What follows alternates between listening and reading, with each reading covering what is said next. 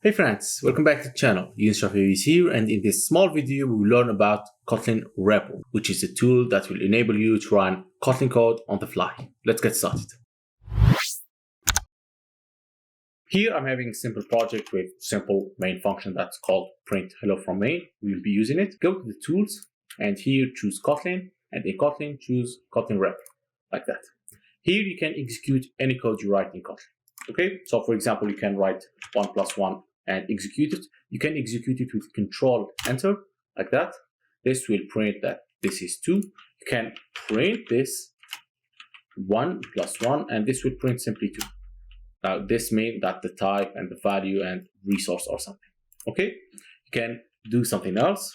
You can create variable hello, give it a value, execute it, and print that value. You can execute it always with Control and Enter. Okay, you can loop also. You can create I in 1 until 17, for example. Now here, just tap Enter and not Control Enter, and just print.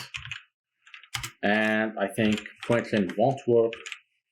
Let's println I and run it. You can run everything with Control Enter. As I told you, print new line doesn't work here. 1, 2, 3 until 70. You can execute here any Kotlin code you want to test. Let's say you are in an Android project and you want to test if a procedure or something is working correctly, or just you want to find out if you can do this thing in Kotlin. You can open the Kotlin REPL, try it here, and if it's work, it will work on your Android or Kotlin project.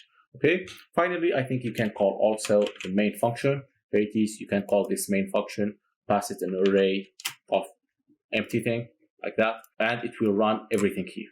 And just run it, Control Enter, and it will print hello from me. So this was a short video to learn about Kotlin REPL. I hope you enjoyed it. Thank you very much for watching, and see you in the next video.